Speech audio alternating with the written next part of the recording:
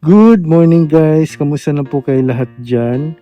So ito na po bali yung day 3 na ginagawa ko sa pag-inom ng apple cider vinegar tuwing umaga.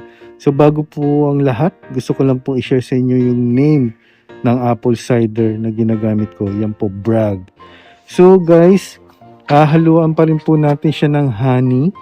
Yan po yung honey na ginagamit ko guys.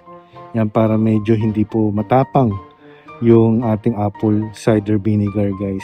So naka-set up na po siya guys. Ayan na po, bali half teaspoon at 1 tablespoon po ang gagamitin natin dyan. Tara, paghalu-haluin na natin ito. So yan, naglagay na po ako ulit ng warm hot water. Hindi pala warm, hot water.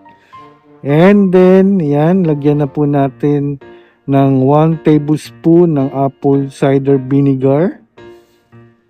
Yan, lagay lang po natin guys. At make sure guys na talagang haluin yung mabuti. Para po pag ininom natin ito guys, hindi po masakit sa lalamunan. At para hindi rin sumakit ang ating sikmura. Haluin mabuti, i-dilute. Yan, halu-haluin. And then pagtapos pong haluin, lalagyan ko naman po ng honey. Yan, para po talagang masarap. Diba? Yan po yung honey na ginagamit ko. Talagang 100% honey po yan. Talagang organic po yan talaga. So yan guys, hahalo na natin. At make sure, i-dilute din yan mabuti.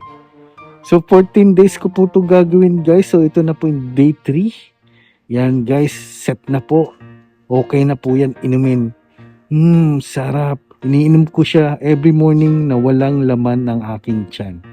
Salamat guys!